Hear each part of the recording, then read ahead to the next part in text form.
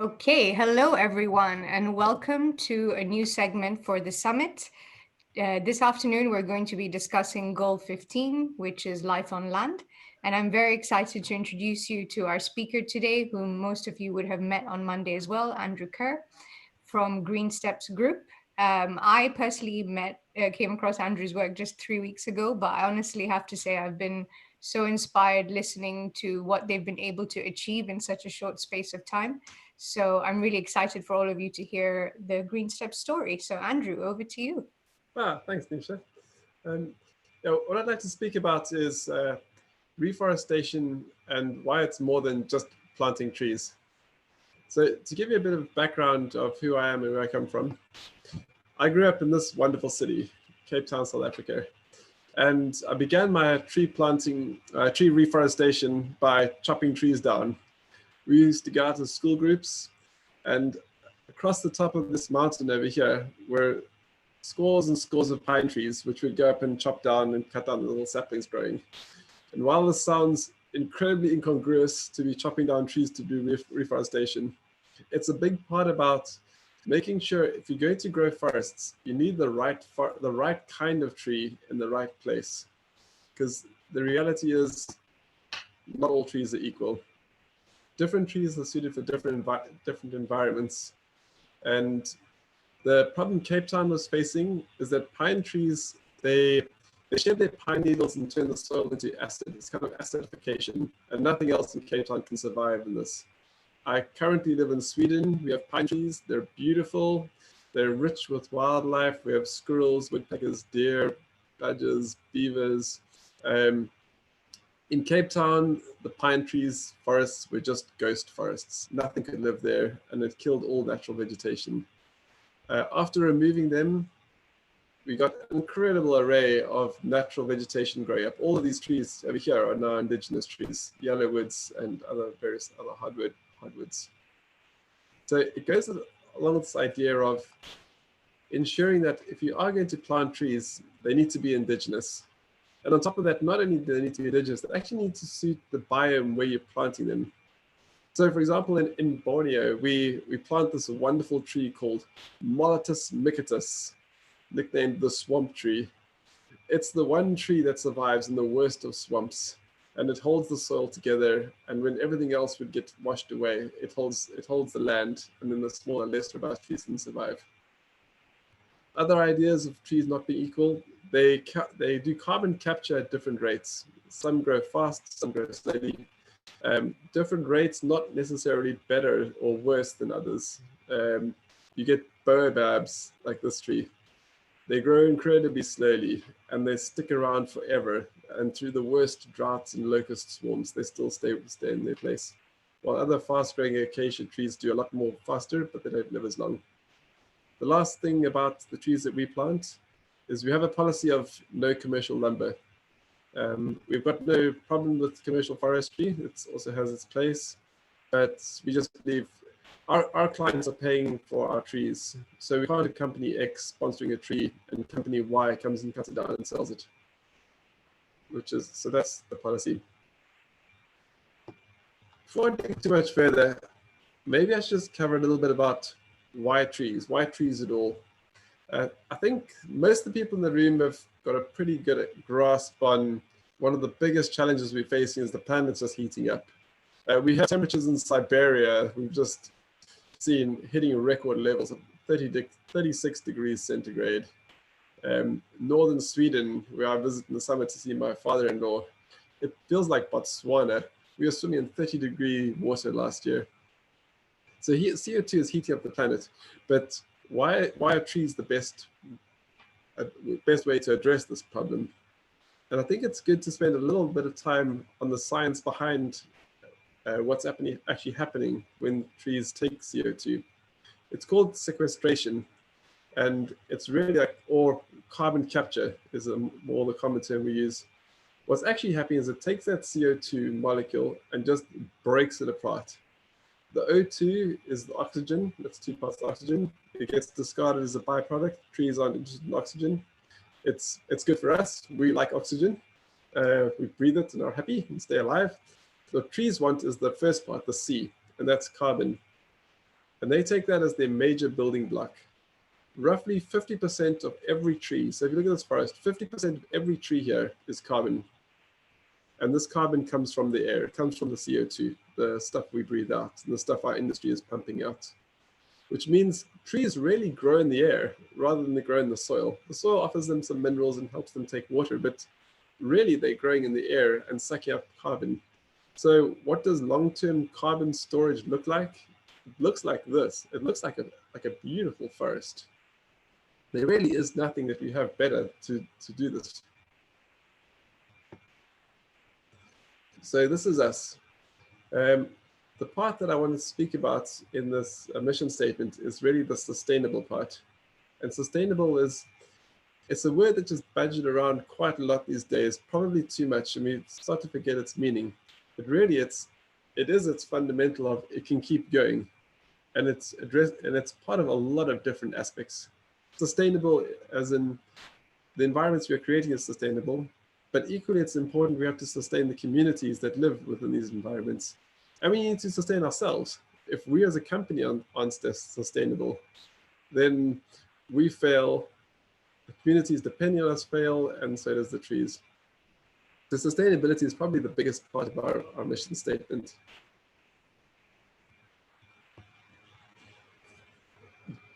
Jumping into at the beginning, let's rewind to, here's Hussein and his wonderful nursery. It's a micro nursery we have in Borneo on site. It's got 10,000 saplings and 18 species. But before I actually dig into here, I think we should rewind further, rewind to the beginning of the story. And our story actually begins here, in a bar in Singapore with whiskey. In troubled times, people keep drinking whiskey. Possibly, especially in troubled times, they keep drinking whiskey. So it's how all good stories start, right? Absolutely.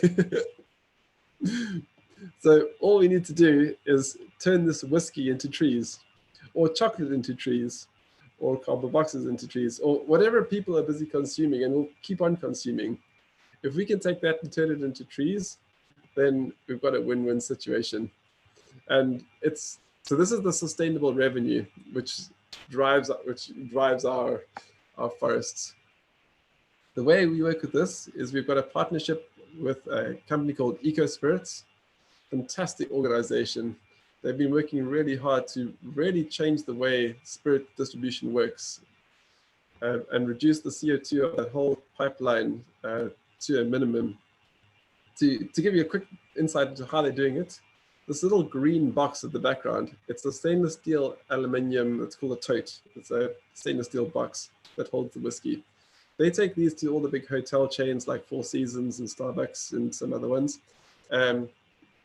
Believe it or not, Starbucks actually does sell alcohol in China. This is news to me. They then decant the whiskey into the bottles. So the bottles never actually leave the bars. The bottles just get topped up continually.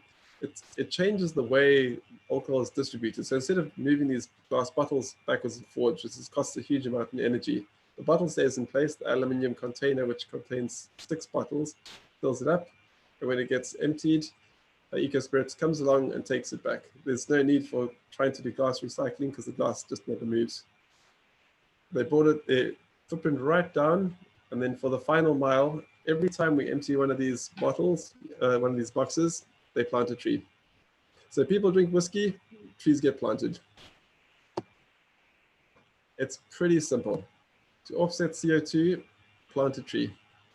And if we lived in a wonderful world, which is honest and nobody skims, and we didn't need invoices or accountants or auditors, and everybody did what they said they were going to do, it really could be that simple. Except for possibly EcoSpirits also wants to know how many trees we've planted, because do they plant 10 trees or 10,000 trees? Unfortunately, we don't live in this honest world. So we've got a couple of more questions to ask. And the first one is actually the big one. Did it even happen?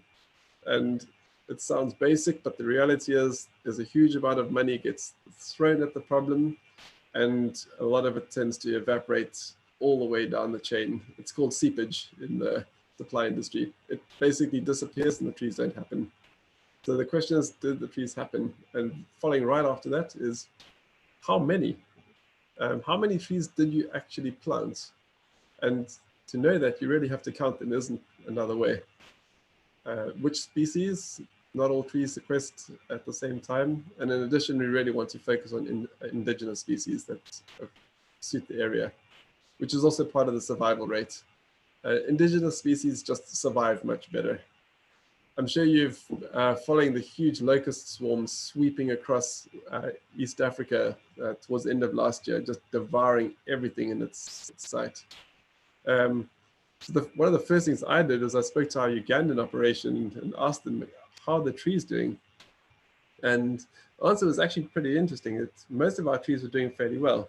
We focus on planting acacia trees in Uganda, and the locusts do eat them, but the acacia trees are pretty tough and can survive basically locust swarms because they grew up there. They found into the Sudan deserts. They've lived with locusts for hundreds of thousands of years. They're actually okay. The ones that got hit were the Mediterranean fruiting trees, the avocado trees, the maize crops.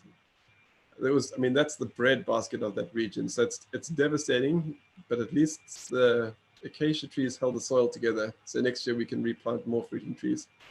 That's one of the reasons why indigenous trees are so critical. The last one is another question is, did anyone else buy the same tree? It depends on the organization structure. Sometimes you have multiple sponsors, and that's completely cool. Actually, it's a very good strategy. Unless you're selling a tree to somebody, then you can't really sell it twice. It's kind of dishonest. We've got another one, which is impact. And impact is really like the most important measure. We try and measure our success rate not by numbers of what we're planting, although we do need to count them for our clients, but it's more about, are we making an impact? And that impact comes in two forms. There's the community impact. We need to work with local communities. This is something which was a long, hard lesson in the wildlife industry, which they finally came about to understand about 15, 20 years ago. The tree industry, many places still have to play this catch-up game. If you're not working with the local community, you ultimately will fail. If you do work with them on the flip side, your chances of success are incredibly improved. We try to take it further than that, where we don't work with them, but we actually give them ownership. So they have the planting organization, and we really work with them to help them establish themselves. We give them the tools, initial startup funding if they need it. And then we provide ourselves as mentors and really like their clients. So we bring the chain from the industry to the planting organization, then work with them to develop their industry. The organization we have in Borneo is probably our best blueprint of this success story. They have a community of 4 villages. It runs as a co-op, but as a co-op company, and every member is a shareholder. So the shareholders get paid a salary from this company, and then additional funds goes to all the shareholders, which are the adult members of the villages. And that money can get paid for emergency medical supplies. There's a fund for education to send some of the young teenagers to university, and leftover cash just gets distributed to all the members. So it's working pretty well there. Our responsibility is to be a sustainable company, so that if we tell them we can have 20 planters employed, we need to make sure that we have the resources to employ them next year as well. We can't rely on a grant that we got this year and say that's our only income and hope for the best for next year. It'll be devastating. Probably an additional note is this particular company, they were running mostly on ecotourism until we joined up with them. Then it was a 2-tier revenue stream, ecotourism and tree planting. Ecotourism just died instantly there, as well as everywhere else in the world, with the impact of COVID, and it's probably going to take a while to build up again.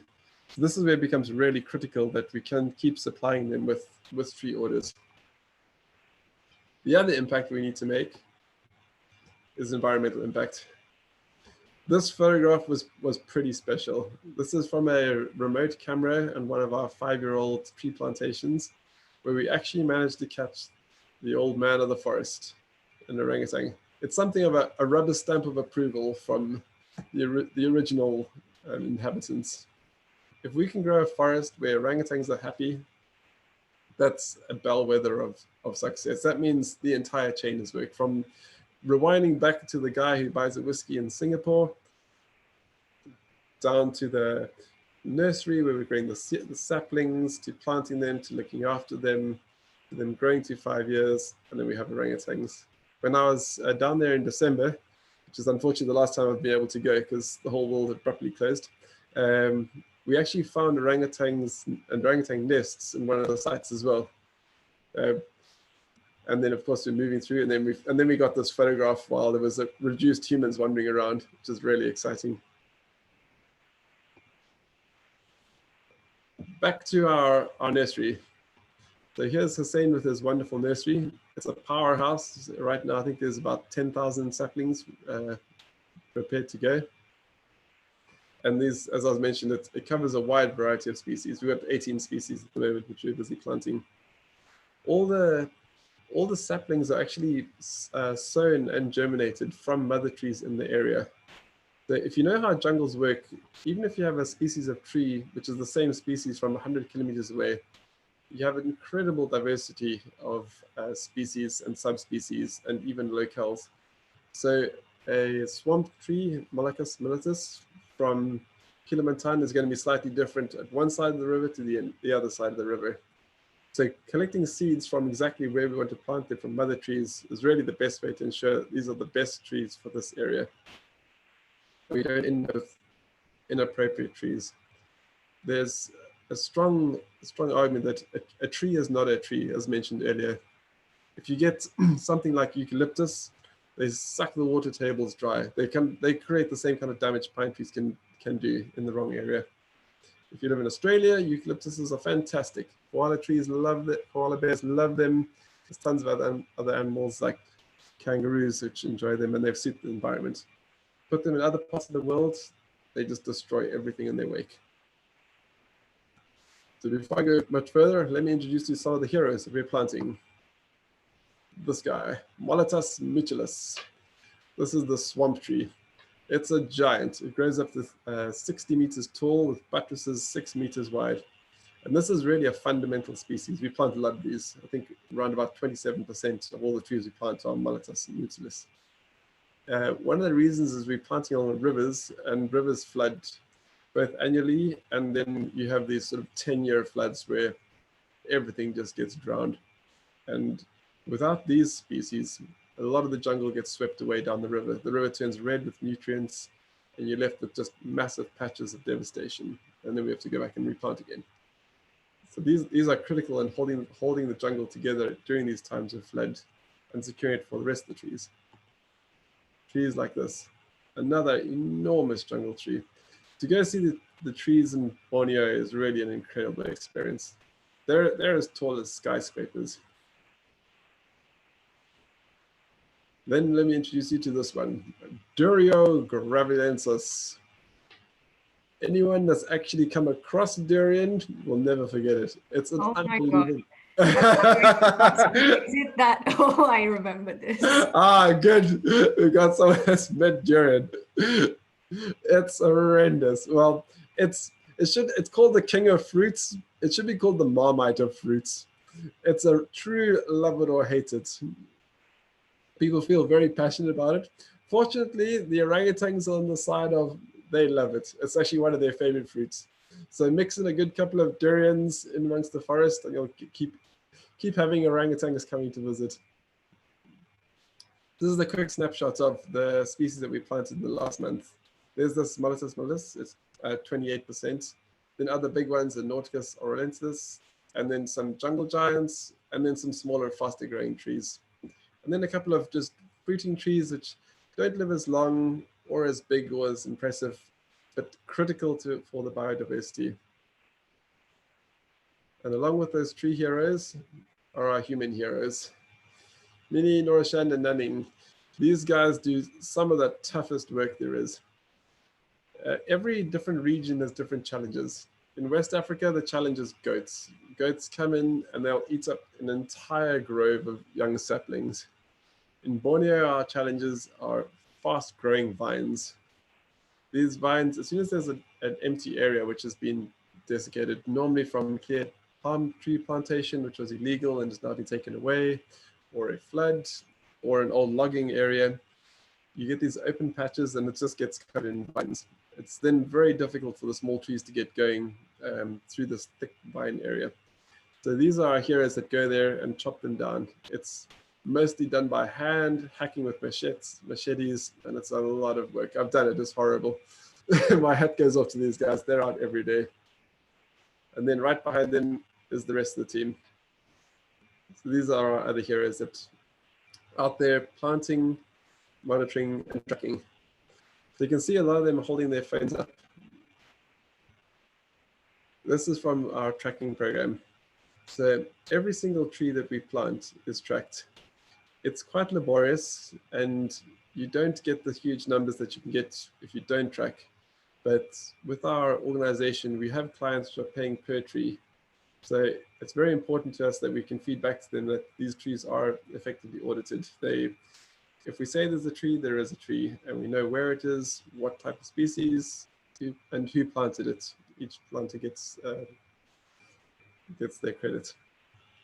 Knowing which species helps us actually calculate the CO2 impact because, as I mentioned earlier, not all trees have the same CO2 sequestration or carbon capture level. Then the next answer is, how many trees? And did anyone buy the same tree? So these are two snapshots of two sites we have at the moment. These are actually EcoSpirits maps, which they're busy growing. They're EcoSpirits forest. And there's a link which I can share later. So online, you can click on it and see exactly how many trees have been planted this month. Every single dot you can click on and pops up a little snapshot of that tree, the photographs that our guys took in the field, and then when it was planted, and then of course critically who planted it. So to recap, we're answering these questions of, did it happen with geotagging, taking photographs? How many, we're counting them, which species is tracked, survival rates. We aim for 80%. It's high. It takes a lot of work. You have to grow saplings to a decent size before you plant them. You need to clear the forest before you actually put them into the ground. Often they need little sticks to support them on the initial stages, and then they need to be revisited every few months for the first year or two. So it's hard work, but if you can get high levels of survival rates, then you can get the high impact. Does anyone else buy the tree? That's covered by the map. These trees are on the map. It's a public domain. It's actually very easy to see if the same tree is planted twice because it's all photographed. And then each tree has an ID link, which is logged to a blockchain. The impact is really our, did it work? Is this whole process worth it? Is it making a difference? And this is really our monitoring of success. We use wildlife tracking remote cameras to see what's in the jungle. Because if you walk around the jungle, you don't see very much. If you walk around at night, you'll see a bit more. But if you leave these remote cameras out, there's all sorts of incredible animals you come across. Clouded leopard is one really exciting sighting. And sambar bear, we get a lot of these piggies, these snouters. In terms of numbers, if you want an idea, probably like 5 or 6 photographs a day. The orangutans obviously a lot rarer, and then quite a lot of monkeys. This is a fire-crested pheasant for the birders. It's one of those sort of really lifetime birds to spot. And then finally, I want to leave you with another very exciting photograph we got recently. We finally managed to get the big guy. Oh, wow. Oh. Send something across. So we've got photographic evidence that we've got elephants walking through our jungles. And that's in Borneo? Yes, this is in Borneo along the Kilimantan River. Wow. And then before we jump to some questions, I just want to shout out to ARC 2030. Both Misha and I have both joined ARC 2030, which is a really interesting organization, gathering together an umbrella of people driving the planet forward, where we're really trying to build an arc and do regeneration across all different aspects. We're working on trees, but there's other people working on beaches, on cleaning oceans, really every aspect to rebuild the arc of the world. So that's something to have a look at and just read up a bit more on. Absolutely. And we're also very, very fortunate that on Saturday we'll be joined by the chairman of ARC, and he's going to be sharing a lot more with the audience about the mission. And yes, Andrew, we are both founding members. It's very, very exciting. Um, and also for those of you who are interested, obviously, the work of ARC also extends to supporting entrepreneurs or businesses out there that do actually have solutions for climate action. So I'm sure Stephen's going to share more about that as well. But back to trees. These are some really, really interesting stories to tell. So I think the one that I personally was so fascinated with was how the success at which you're kind of attracting wildlife back into these areas. So just to give an illustration to the audience, what was that space like specifically before you guys started working on it 5 years ago? Like, was there previous activity of other types, or was it air? So the places we're working on, it's mosaic forest. So if you roll back maybe sort of 60, 70 years ago, it was all jungle. Basically, if you go back before the palm tree plantations and before the forestry, maybe it's a little further than that. So that was thick forest. Then came the palm tree plantations, and that's quite devastating. They basically cut everything down. And then some of the areas are still palm nuts. There's quite a lot of it, but there's also areas which they went too far. They cut down forest they weren't supposed to. So that gets left, and it gets overgrown by these invasive vines. And there isn't really anything that likes these vines. Well, there is a little, but it's not a jungle which can support animals. So you end up with these sort of patches, and the more patches you have, it creates the same kind of danger that a road cutting through a jungle creates. If you cut a road through a jungle, it's much more the devastation than just the road. It means you break up an area of territory for an animal. So it can halve the potential of species. And this patchwork does the same thing. You end up with these barren spots of land all over the place. Monkeys don't want to traverse.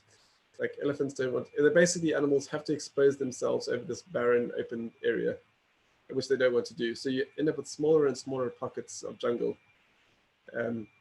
So effectively, we're patching these forests. So as soon as you put trees down there, and they grow incredibly fast, I was literally blown away the first time I saw it. I couldn't believe what a 5-year-old tree, where I couldn't put one arm around a 5-year tree. It was really sort of like that kind of thickness. So within 5 years, you basically fill up this gap, which is like connecting like 2 chunks of jungle, and the animals populated almost immediately. So yeah, very rapidly like creating environments for animals.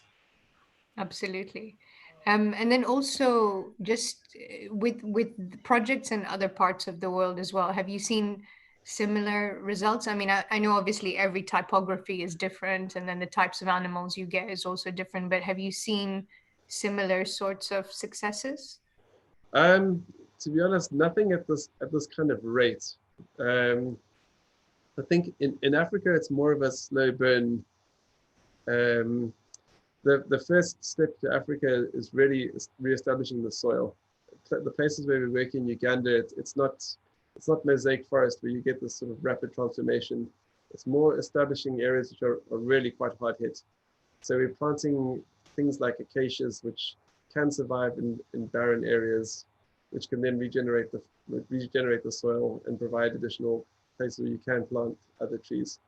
So yeah, nothing at the same speed, but it's more of a slow evolution. At the same time, it's typically a lot more people in Africa, so the game is a lot more shy. So they stay quite far away.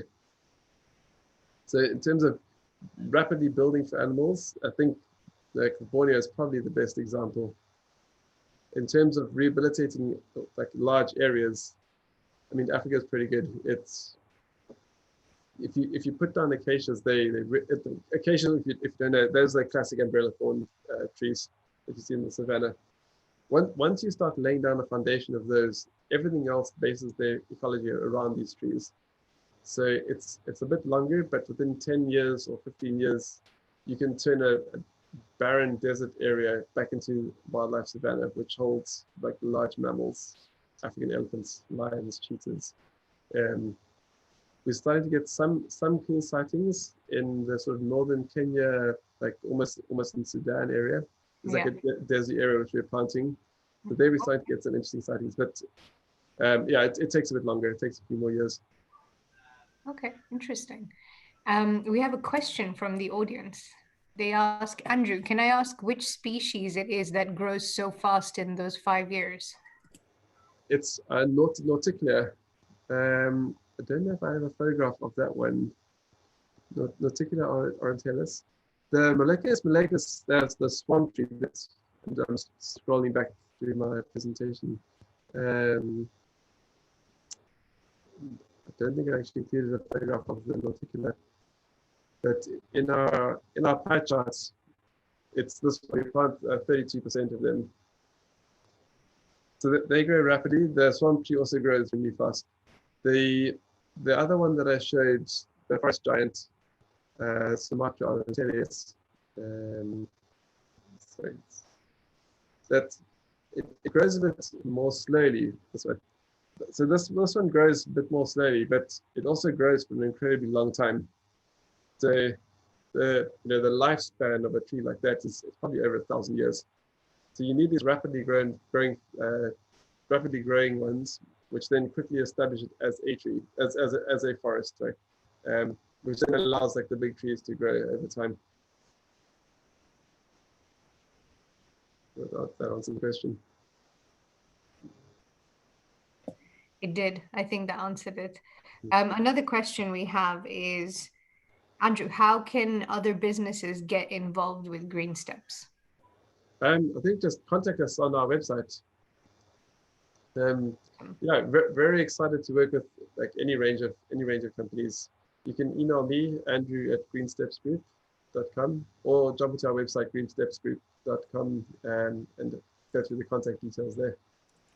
I will pop your contact details into the hub for them as well. Oh, thanks very much. Absolutely. So now more of a personal question from me. So obviously you explained that, your time in Cape Town and the work you did had a large influence on the work you do now. But were there any other instances or spark moments where you decided, okay, I'm definitely going to start doing this, specifically GreenSteps Group? I've been interested in jungles for a long time. The first jungle I went to go explore was probably Madagascar, which is when I was old enough to start missioning around by myself. I've since subsequently went to Sumatra. I went across to South America as well. We traveled around Malaysia. So this is around about the year 2000. I then went and lived in Singapore for 4 years, fairly recently, and went back to Malaysia. And it's pretty devastating to see when you can see an area that you were in like not that many years before suddenly change. It's quite impactful. So you start. It's just a question of can I do something? It's the answer to tell your children. I've got 2 young children, so and they're facing the planet, which Bert Thunberg is speaking about. So what are we going to say to these kids when they get a little bit older and start challenging you? And why didn't you do anything? So it's a bit of my answer to that question of why didn't you do anything?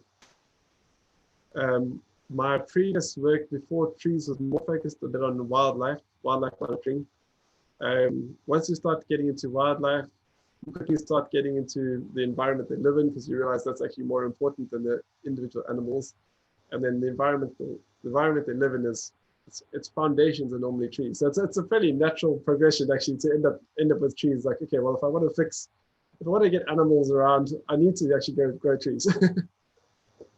So that was kind of my personal journey in getting involved with trees and tree tracking. Trees are also a lot easier to track. They don't run around like wild dogs. No, I mean, it's funny you say that because that's also, it's kind of, I ended up in the same place in the same way.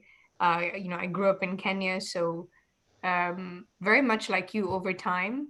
When I mean, after I moved to England, and then when I'd keep going back, and every time you fly home, you see more of that mosaic formation everywhere. Yeah, You hear so much about that conflict, that human wildlife conflict, because we're just constantly encroaching on their territories. So, and then when you study it more and you start to think about, well, actually, what do we need to do to help them? You realize that you need to preserve their habitats. And if we've already destroyed most of it, then we definitely need to do something to recreate it. So then you naturally end up at trees because you're just kind of like, okay, well, this is what I have to do. And I think it's some of the things that like me, James, who's the founder of Gone West, even Stephen Fern, who's founded ARC, we've all probably had these moments and gone, right, so it is trees. Like we all just have to, really work at this whole restoration of natural environment. So it's very nice to hear how everyone's sentiments is fairly similar. And definitely the second one is I want to be able to say I did something about it. So yeah, yeah. it's a big one. I can No, completely. it's fantastic. When we planted our first 1,000 trees in Borneo, I was having a conversation with my partner, and he said, if we don't get any further, if this is it, if this is as far as we get on this one, like that's pretty cool. Like we have 1,000 trees in Borneo. We can actually go there to a forest in a few years' time and walk in our forest. And I think Yeah. that's one of the things you want to pass on to someone that maybe can't, that maybe they're sitting as an auditor in a company. Like, well, you actually can. Like, we can help you plant trees, and you can have your own forest. You can walk in your own forest one day. And I think that that's also so important to reiterate, right? Like when we do things like this, it gives others a sense of ownership. And so I think the work you do is so important because something as simple as being able to locate or track a tree, even if that person may never go in that place, it's still that sense of ownership. Like, yeah, okay, I know where that tree is, I know where it's been planted. And, even if it's not me, my kids can go and like roam in that forest. So Yeah, I definitely love that sense of ownership because I really believe it gives people stewardship over what it is that we're doing. Um, and I think one of the things that's really nice about particularly tree planting is over time, and I don't know if you've had this experience when you kind of engage people on the topic of tree planting, they in themselves slowly start to understand how intrinsic trees are. Because obviously, a lot of narrative around tree planting is it's good for the climate, it's good for carbon sequestration.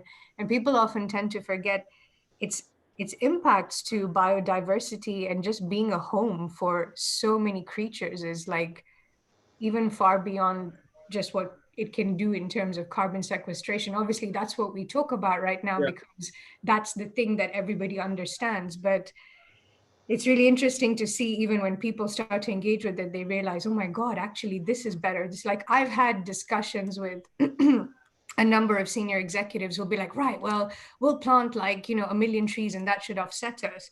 And I kind of always have to encourage them to say, yeah, and also you'll be creating homes for these many species and you'll be yeah, helping revive water tables, and not to mention you're creating jobs, you're helping communities lift out of poverty. And then they're just looking at you and they're like, how does a tree do all of that? And you're like, just think about it for a second. So there's such a disconnect between, well, I think it's like a social narrative or a disconnect between how we see trees and what they can do.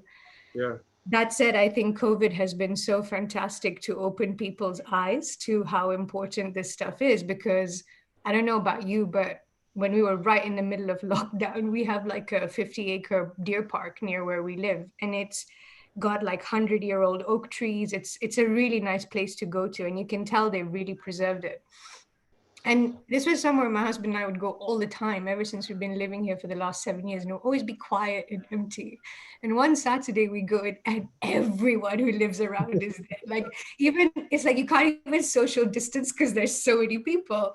But it was so nice to see like parents out with their kids, and like kids like, oh, what tree is that? And what sound is that? And you're like, finally, like, this is the only way that we're going to start appreciating the true value of what trees can do for us. So Yeah. I think COVID in that respect has been a little bit of a blessing for, I guess, all of us. Oh, we saw that in Sweden as well. Like the day one where everyone could work from home, we found everyone in the forest walking around.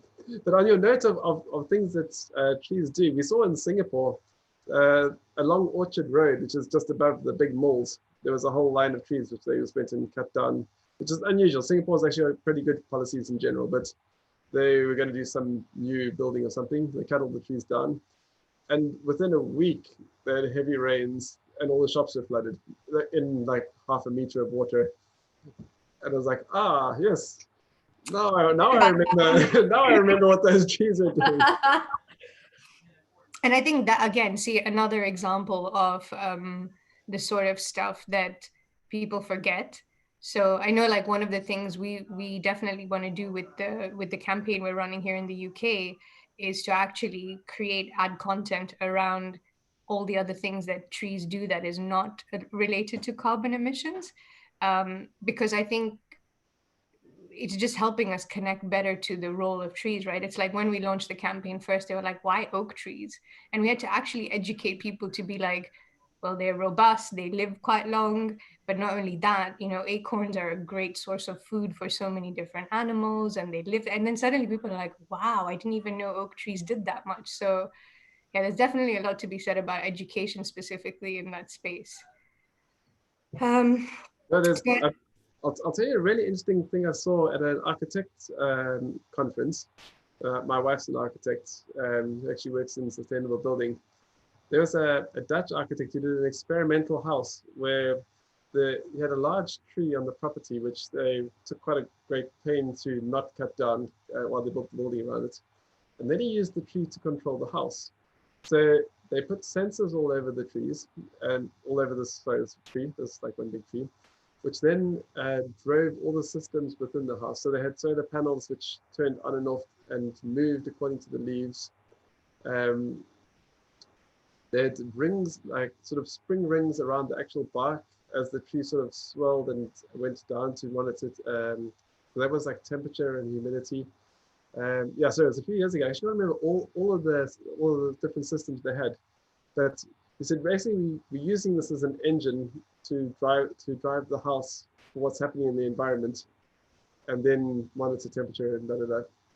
So it's there's quite a lot of these kind of stories where trees can the knowledge is there.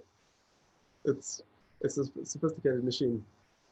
In terms of multiple things that you said they do, like I can't agree enough. Like the CO2 story, it's interesting, but that's just the making of a tree. It's a relatively small part of the actual story, end to end. So one thing I was also curious to know, just because this is a personal favorite tree of mine, and that's the baobab. So how do they, because I actually don't know this, how do they perform in terms of, planting as a sapling and then growing? Because based on my limited knowledge, it's actually quite hard to grow baobab, or am I getting that wrong? No, it is hard. They're very Okay. hard. Yeah, Okay. I mean, I'm sure you've seen them flower when they sort of flower. Yeah, even that is like it's a rare thing. Yeah. And then these like big, beautiful flowers, and there's like fruits. It's actually really nice, but it's it's only every few years that it actually happens. And in turn, they need bats to sort of pollinate it, so you have to have these bats around, and then Oh, germinating yeah, of plants, course. and so yeah, they're hard work. Mm, Then you've got to get them up and running, which is also hard. You need to sort of water them and look after them. But mm. that said, once they're going, they're like bastions. I'm sure you Stick saw this. around. Yeah, I'm sure you've seen the severity where the elephants devastated everything, and the droughts But the punished at the baobab best. is still there. There's Yeah, just baobabs left. yeah, No, they're one of my favorite trees. They literally, those and acacias are like just a cornerstone of imagery in my childhood because like that's what Nice. you would see everywhere. So I was really sad when I like obviously started living here to find out that we're probably going to lose a lot of baobab trees because of climate change. So I was curious to know, just based on the fact that you guys grow them, is it the fact that we're losing them because we're cutting them down so much, or is it that they just don't grow as fast as we need them to? They just grow slowly. Yeah. We just need time. Yeah, the long. It's similar to some of the really big forest giants in Borneo. Mm. They take a long time to grow and they stick around for a really long time. So we just need to protect them. Yeah, it's like oak trees, right? Like all these grandfather trees are like, dude, I need some time to do my thing. Stop rushing me. They live at a different pace, but them Yeah, seasons are just like breathing. It's exactly. Like, listen, we're going to be around longer than you, so just slow down. Yeah, no, I completely appreciate that. So we have a question from the audience where they say that when it comes to engaging local communities in tree planting, what are some of the things that you have done that have made it successful? They ask because they say that we've experienced instances where the community is not usually happy. So how have you overcome those things? yeah, so getting buy-in from the community, it's not necessarily an easy thing at all. One of the things that we set up is that we try to create ourselves to be sustainable. Mm, So and we don't expand beyond our means. So when we bring on planters, we support them, and we're going to be around next year as well, basically. So this isn't it's not a short-term job. It's not a week's work digging holes for trees. It's actually it's a vocation. mm, So if you could set up an organization, and it doesn't have to be full time either. It could be say 2 days a week, but it does need to be consistent. So this is something that becomes part of the landscape, part of what they do. mm, Um, you also need to explain the benefits, and the easiest benefit, to be honest, is actually financial benefits.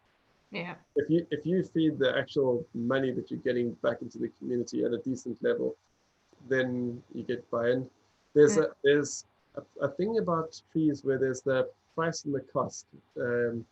The cost is what it really costs to plant a tree, and it's quite expensive. It's more mm, than $1 a tree.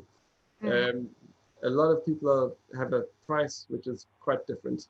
Sometimes they're selling it for $1, and what actually trickles down is considerably less, maybe 10% of that, and then hands a certificate or something to whoever the client is that's now bought the tree. mm, It's not covering the cost.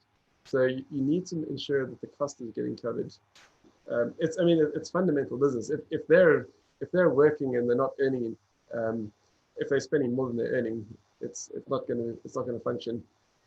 So it's doing that, setting up good strategies within the village, to make sure the right person gets the money, basically, which can be its own challenge. That could be a village structure, working village. It depends on different places. Um, it could be using existing village structure, or it could be paying people directly. In Africa, mobile money is huge. It's ahead of, as you probably know, it's ahead of most of the world. yeah. Sweden eventually caught up with Tanzania about 5 years ago. Like Tanzania is like 15 years ahead. Mm. I think people get surprised when we tell them, mobile payments was born in Africa, and they're like, no, it wasn't. I'm like, What? yes, it was. You could buy a bunch of bananas in your phone 20 years ago. So, Yeah. there's like easy solutions where you can pay the exact person money directly. Mm, In Borneo, it's more of it's more of a village structure that we use. So Borneo is actually quite formalized. There, it's an actual company that's hmm registered as such. There's shareholders, and every shareholder is a village adult. It's not compulsory, and you have to buy into it. So you do buy into it, and you become a shareholder in this company, and then you get paid in dividends. So that's actually fairly well structured. And I find in general the villages we're dealing with, it's a bit more sophisticated than some of the African operations that we've worked with, where it's Yeah. much more individuals. Um, but yeah, buy-in is it's always this challenge. I think you just need to go in not as the great Western savior, but Absolutely. looking for long-term partners and be a committed long-term partner yourself.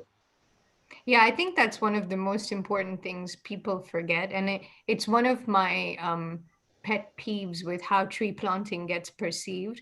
It's kind of like, yeah, we'll do it for 5 years and then we'll just, we'll be done. And you're absolutely right. It's so much more about creating long-term partnerships because um, it gives them assurance that you're going to be there and support them in their work. It gives them a roadmap to think forward, going, okay, like at least for the next 10, 15 years, we know that something is truly going to grow out of it.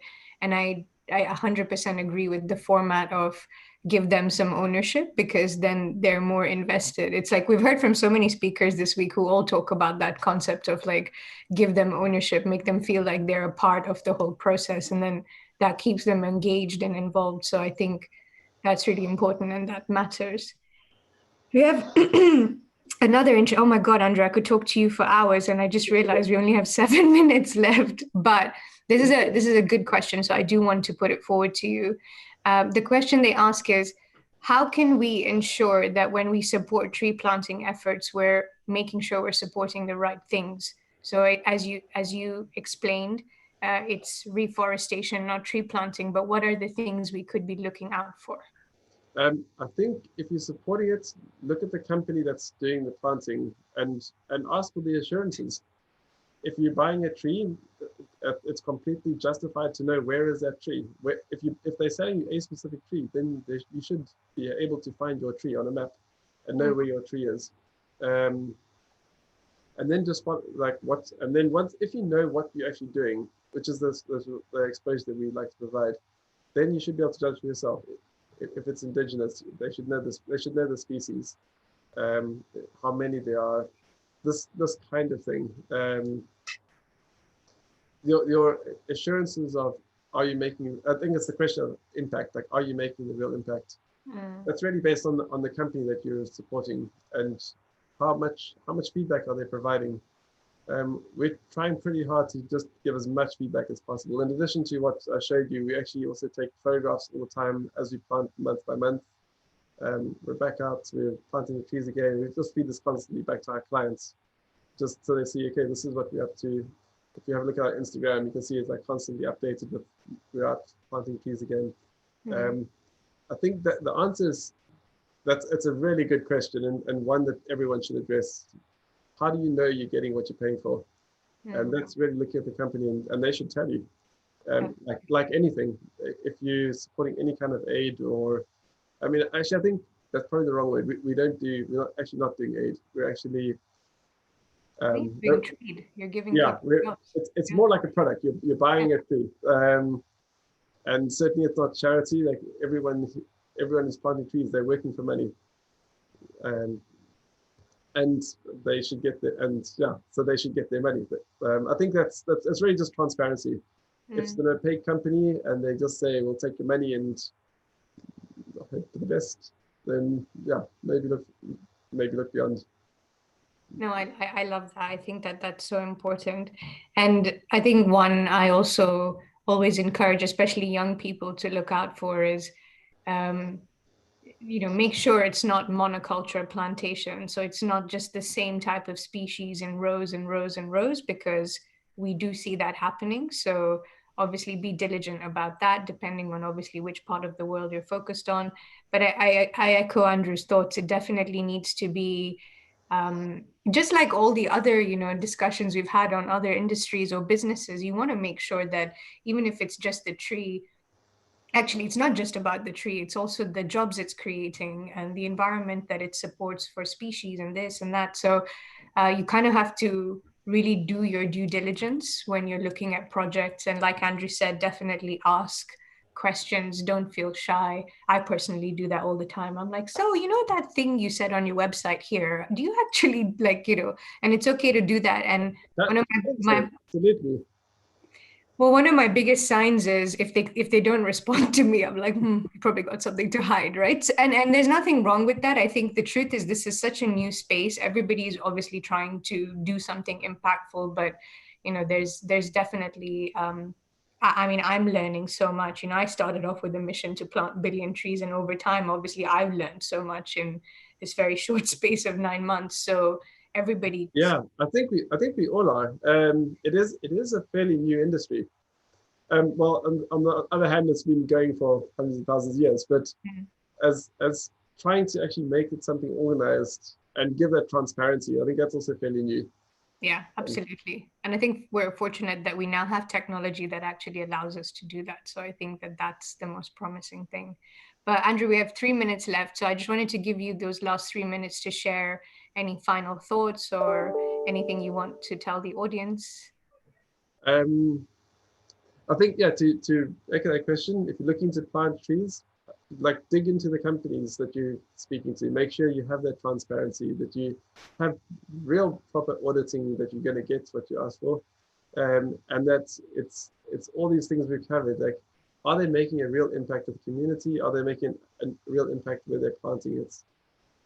Or is it just monocultures, as you said, like lines and lines of trees which don't really belong there, probably causing more trouble than they're worth? Um, Outside of that, I think come join us. Join us in the tree planting world. It's a good place to be. You make a difference. It's like, answer that question now. What did you do? Absolutely. And then we can all have a little bit of stewardship and ownership over our action to support climate change and just, all of sustainable development. So, Andrew, thank you so much. Like I said, Thanks I for could having talk me. to you for hours, Yes, we but can I'm catch up. going to We can meet up spare at the you small that. fly again. Yeah, we can have like a separate tree geek conversation. I think that would be really good. But once again, thank you so much. And I obviously really appreciate the work that you're doing. Can't wait to continue following. And yeah, I just look forward to seeing what more you guys do. Cool. Thank you very much. Thank you. Yes. Bye. Bye.